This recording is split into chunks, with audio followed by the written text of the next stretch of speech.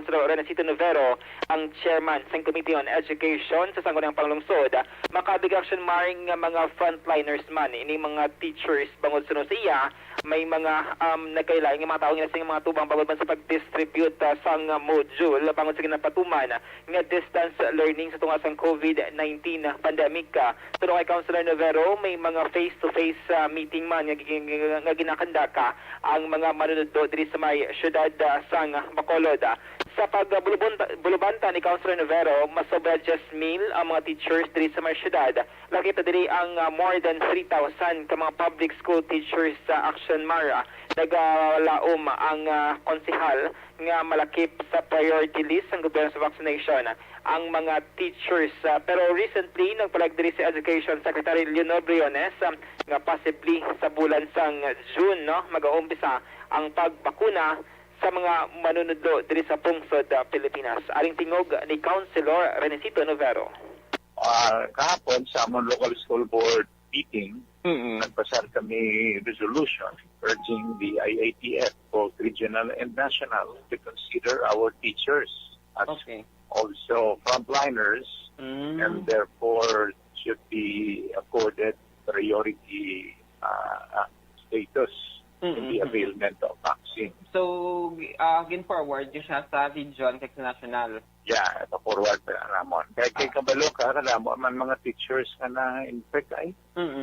Kami mga, kag not only here, but even in other areas. Kay, although wala face-to-face classroom instruction, may mga face-to-face na sila nga mga instructions to teachers, mga meetings, seminars. Kagang even ang distribution nila sa modules sa mga ginikanan. Oo. Kahapon ginakatuan ko ito, nakagnabitan ko ang distribution sa mga modules dito sa Rizal Elementary School, Indonesia.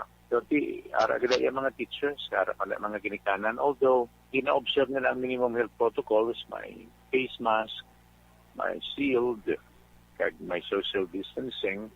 Ang problema galing kay sa guwa ng eskwelahan, katililipo ng mga tao, kadamo, wala man social distancing.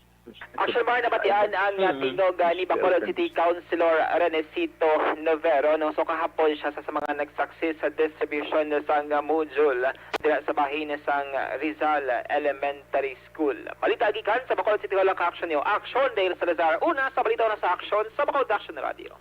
Kung nasaan ang aksyon, naroon ang balita. Action Reports, Afternoon Edition. Ang gobyerno probinsal sang Negros Occidental mga kaaksyon paagi sa kay Governor Bong Lacson mayara sang ayo liwat. Ini sulit-sulit ni nga pangabay or ayo sang ato sa gobyerno probinsal kay man kahapon kundi natapos na ang ginpalawig nga moratorium travel suspension, travel moratorium sa mga inbound travelers, mga pasahero halin sa NCR, halin sa ibang nga probinsya, nga may madabo kaso nga sang COVID-19.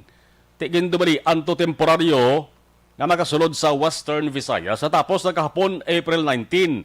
Bosilingon sa mga adlaw April 20, pwede na makabaton sa mga inbound travelers ang mga lugar sa Western Visayas lakip na diri sa Negros Occidental.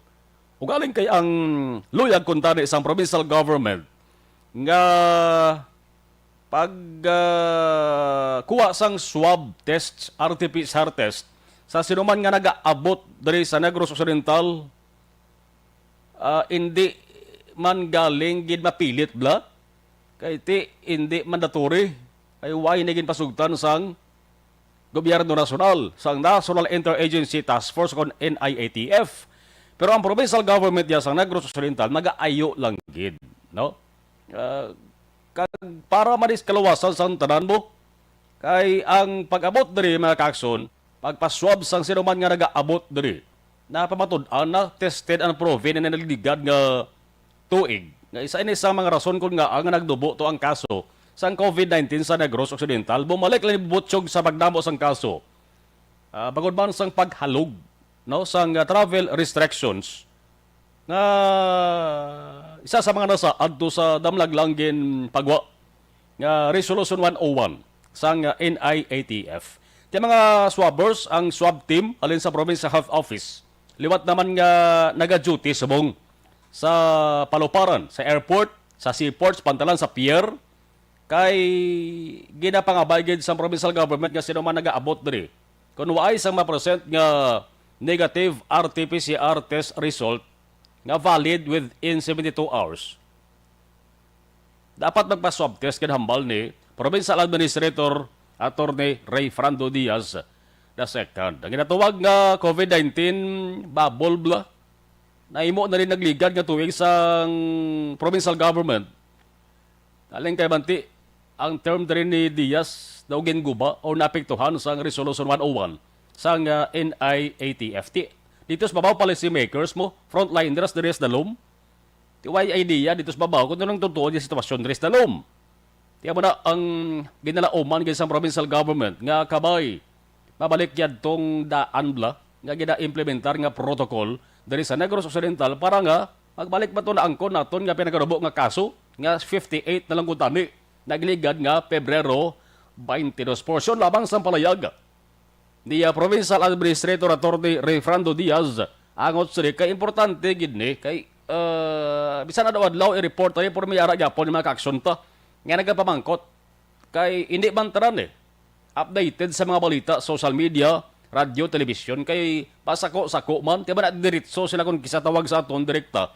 Kung anong matabo, mag-abot sila diri sa Negros Occidental, ti aman ang siling ko, ayo man lang, sa provincial government magpa-swab gid, kay hindi man magdugay ang papagawa sa resulta, kaya may instruction ang provincial government sa mga swabbers. Nga dapat hatagan ina sang prioridad. Ina mga nag-elalabot na ligagin ko ang swab. Hatagan priority. Hindi na pagpalampuwason pa 24 hours. The most 24 hours. After sang 24 hours, dapat may resulta na nga ipagwa. Para hindi na sila iyawan hulat bla. Teka na, kung negative, tapos ang problema, makapuli direkta, kag makaupod ang pamilya. Importante niya nga pagpahibalaw liwat ni Provincial Administrator Attorney Diaz. Again, how we wish nga pamati man ang national government sa sentimento sang local government. Waay kita nag-ubratikang waay rason. Kita batyagan ta kung ano ang sitwasyon sang doctors ta, mga nurses ta, hospitals ta. Sila waay na sila balo. So tani kung magpabalo kita sa ila, patihan man ta nila.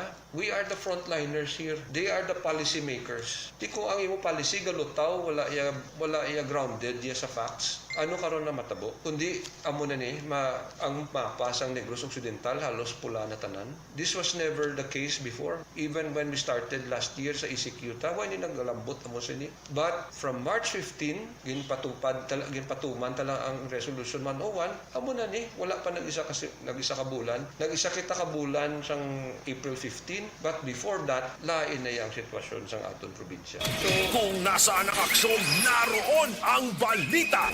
Action Reports Afternoon Edition.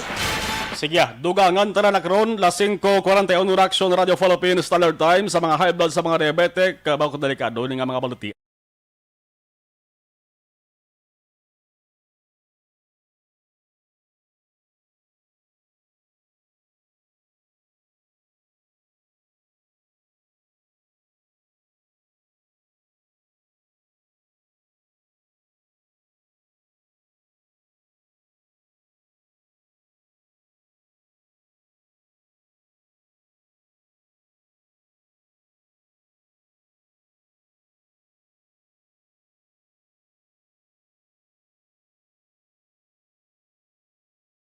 Ang inyong bahin dala sa atong sa kaluan sang D3.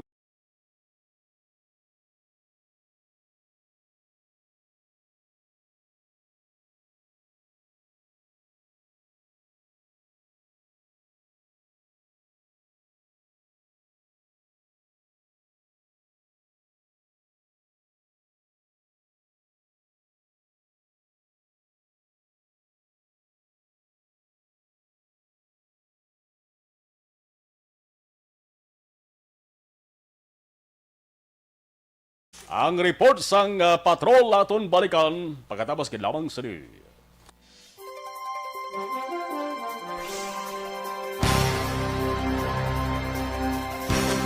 Tamad ang pagkakanalay sa dugang sini nga mga messages, kiyan padala sa atong sini live stream.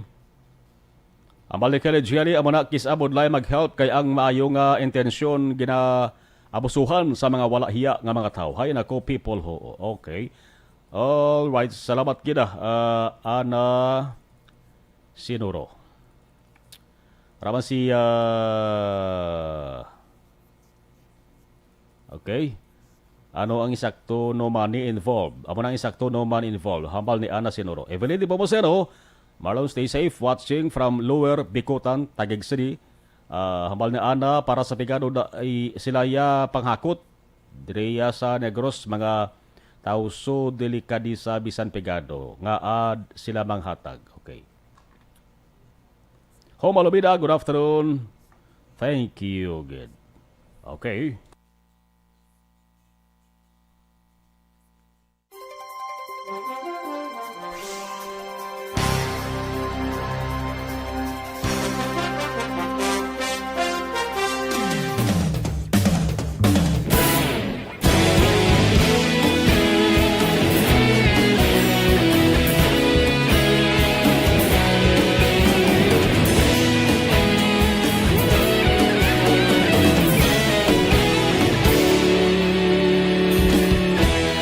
Agapasang banwa, mabugaw nga hangin agadapyan na. Ikaw na ang ginapamatian, lamon ginasanligan. Tinog sang probinsya, kamatuuran ginapalap na. Minsay nga may dala, paglaong kag kasanag. Tinuig na nagligan, ikaw gihapon ang ako nga istasyon. Sa pagbudlak sang adlaw, sa pagtuhaw sang biton. Mga balita nga dala inspirasyon. Aksyon radyo, bakolod man sa gihapon. Padayon aksyon radyo, bakolod saludo sa imo. Padayon aksyon radyo, salamat sa pagserbisyo. Patas kag balanse, matuod na mensahe, wala sang ginadang pilihan. Padayon aksyon radyo.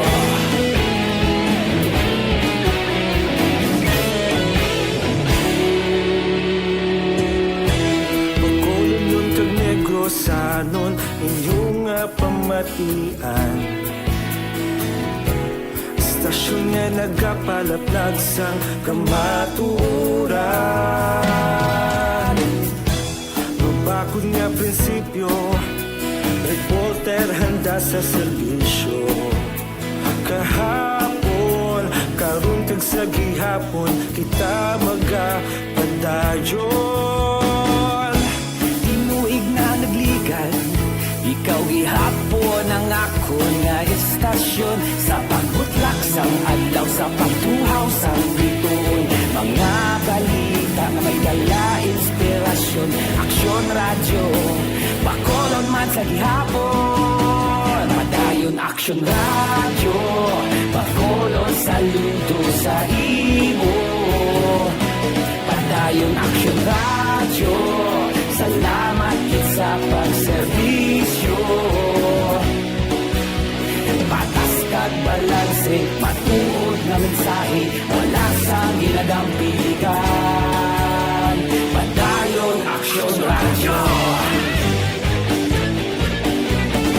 Una sa balita, una sa aksyon, sa Bacolod Aksyon Radio.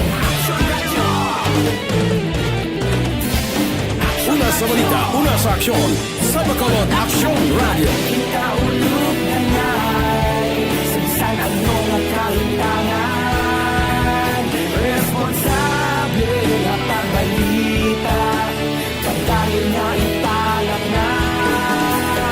Malasig pero sigurado, aksyon nga may dala pagpalanggan.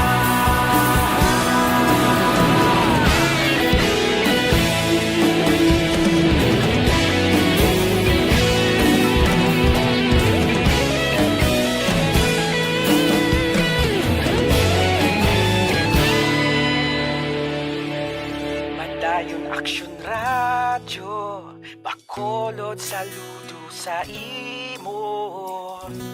Padayon Action Radio, salamat gid sa pagserbisyo. Padayon Action Radio, Bacolod, saludo sa imo. Padayon Action Radio, salamat gid sa pagserbisyo. Patas kag balanse, matuod ng mensahe, palasang ginadampigan. Padayon Action Radio.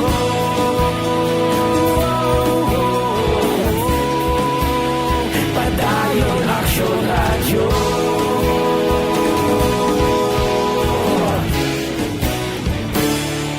Padayon Action Radio.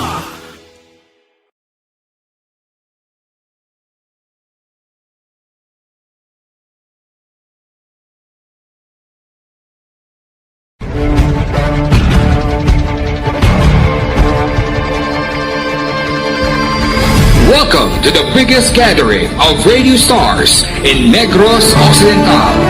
This is the biggest and most coveted recognition for people and voices behind the microphone in the island. Liwat nga nagbaton sang pagpasidungog ang mga katapo kag programa sang Aksyon Radyo Bacolod sa ginpatigayon nga Tingog kag Handurawan Awards 2021. Ladies and gentlemen, our icon of radio in Negros Occidental this year goes to Fred Salanga of DYEZ Aksyon Radio. Ginkilala bilang icon of radio in Negros Occidental, si Aksyon Fred Salanga. Anchorman of the Year, si Aksyon Boy Duran. Ladies and gentlemen, for Anchorman of the Year, and the winner is Renato Boy Duran of DYEZ Aksyon Radio. Reporter of the Year, si Aksyon Eric Magbanwa. For Best Reporter of the Year, and the winner is Eric Magbanwa of Aksyon Radio Bacolod. Special awards for broadcast engineering, si Aksyon Henry Espolgar. Our Tingog kag Handurawan Awards Special Awards for Broadcast Engineering. And the winner is Henry Espolgar, DYEZ Aksyon Radio Bacolod. Best Entertainment Program for AM, ang harana sa DYEZ Aksyon Radio Bacolod. The nominees for Best Entertainment Program for AM, Ronda Extra, Tingog Mo, Tukibon Ko, and Harana. And the winner is Harana by Aksyon Radio Bacolod. Aksyon Radio Bacolod, #1. Madamo nga salamat mga ka-aksyon sa padayon nga pagsalig sa matugtuod nga numero 1 nga istasyon. DYEZ Aksyon Radio Bacolod. Aksyon Radio Bacolod, #1.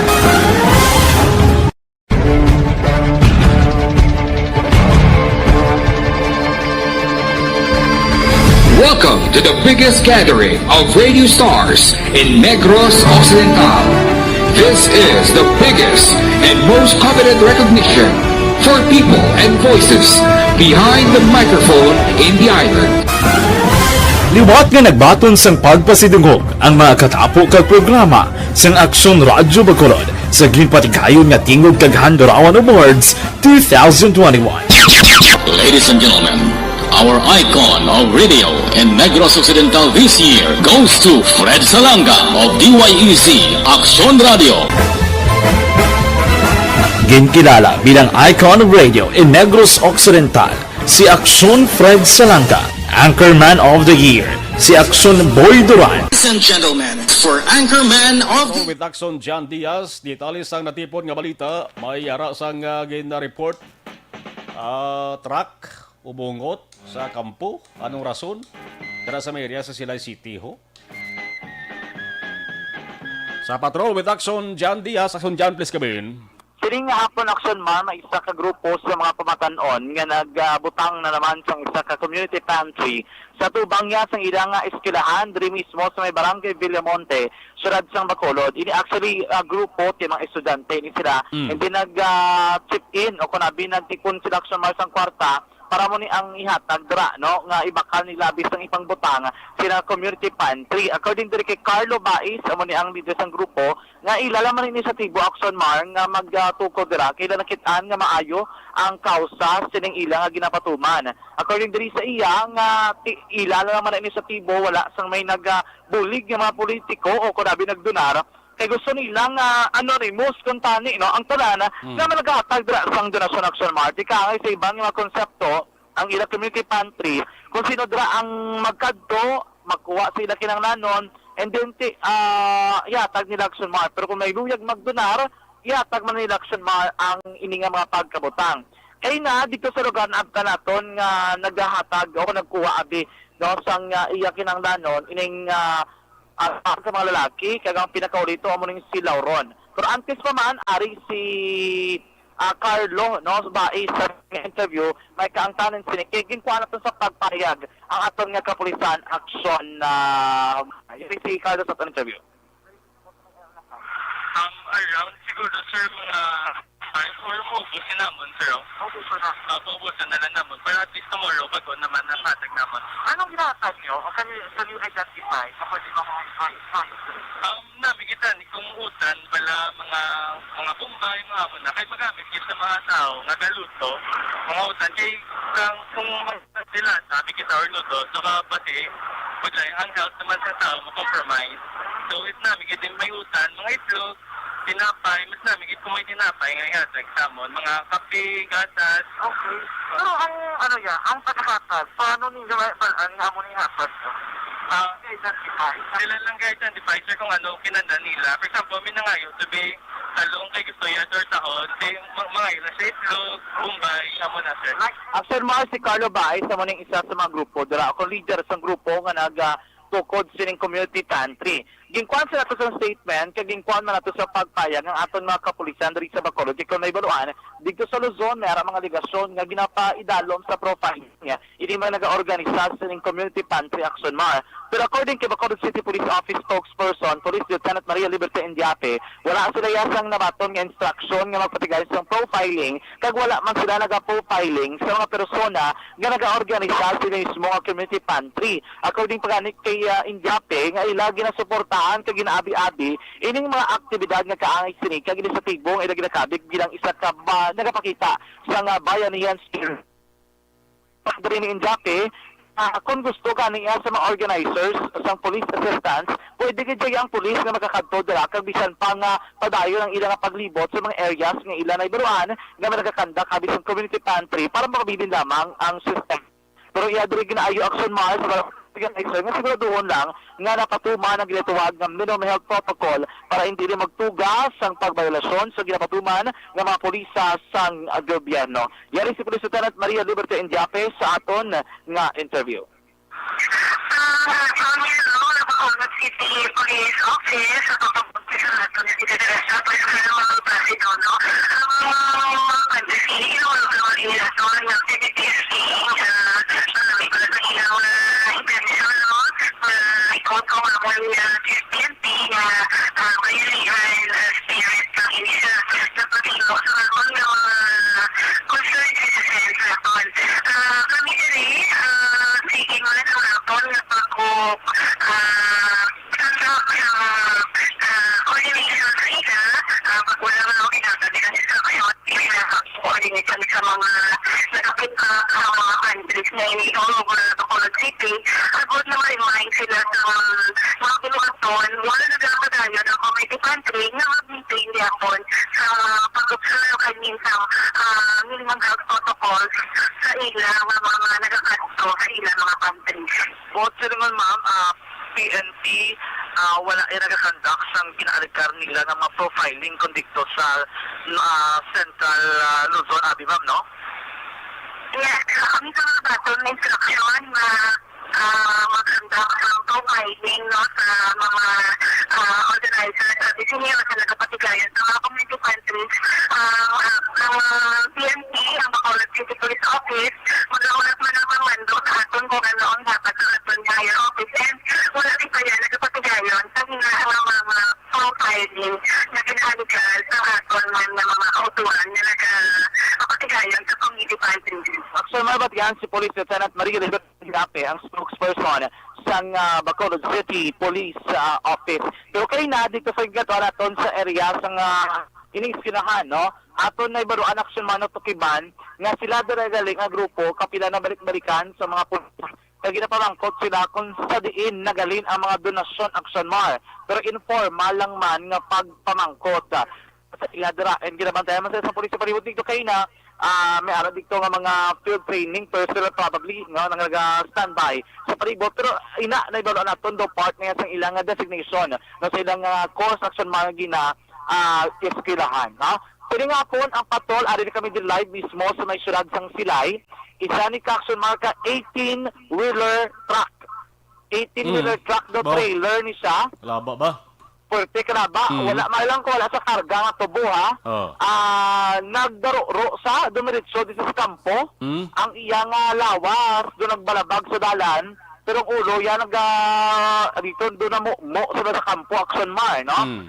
Ang lain din may report nga isa ka persona na naog mong kayari sabihin sa mga bangga balalapit na naog diri kay nagpundo nga series pagpanaog Action Mar amo ni ang trailer nalaog sa series ang pasero and then ang trailer sa likod dito na lang alang ang trailer and then ginwari kay kung dali pawala dili kay pawala Action Mar may sugata nga nagahingagaw man waya na lang alang sa nagbalik sa Patoo. Pagbalik sa Patoo, mo ito alang-alang yung waya na kontrol ng manobela, dumiritso di sa kampo. Pero sa nakita ko ng Action Mar, sang pasero nga nanaog, nga doon nagalang-alang, bala ang trailer, naglumpat, masabi Action Mar sa kampo.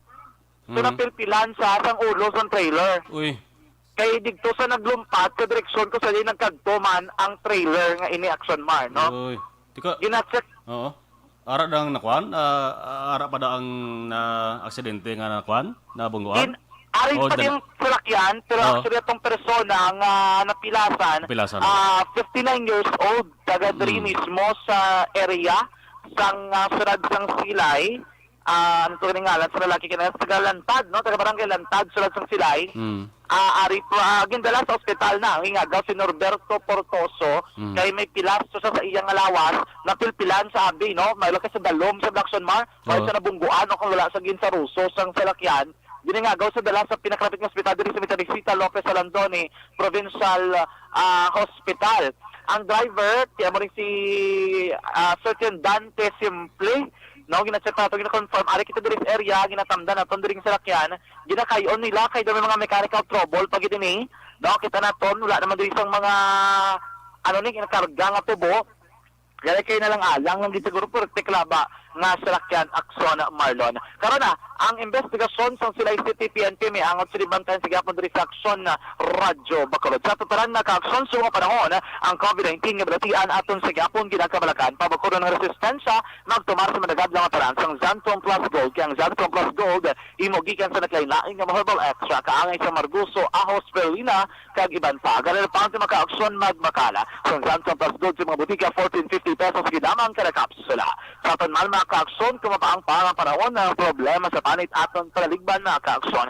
Ganay mintinara maamis nga kutis magamit sa madagad ng tanan sa Zantong Plus Herbal Soap. Kaya ang Zantong Plus Herbal Soap, buling ini sa problema sa panit ang milasma, panit-panit kag iban pa. Ganun ka-aksyon sa pagparidin, pagpangilamos, pagpaligo, magamit sa Zantong Plus Herbal Soap. Rekta sa patrol ang taglibot sa Bacolod Action John Diaz. Pula sa betul sa Action sa Bacolod Action Radyo. Ang iban nga mga balita ay malabutan tutok karon sa Action Firing Line with Action na Brian Morden last year of the Balasan Wabe sa mga nagpaapas ang ilang sa mga mensahe nagpadala sa ilang sa mga messages sa ato sa mga live stream palupasensya lang buwas naman kita kay lapaw na kita. Okay, thank you Gid. Action reports after edition magabalik buwas magasunod na Action Balita Evening Edition with Action Dale Salazar, Action ang Defensor. Karon sa gabi, Action Night Patrol, liwag kita magahibati ay aras 9:30, tob-tob, aras 11 sang gabi. Ako naman, Action na Marlon Hedovoya, una sa balita, una sa Action sa Bacolod, Action Radio. Action Radio!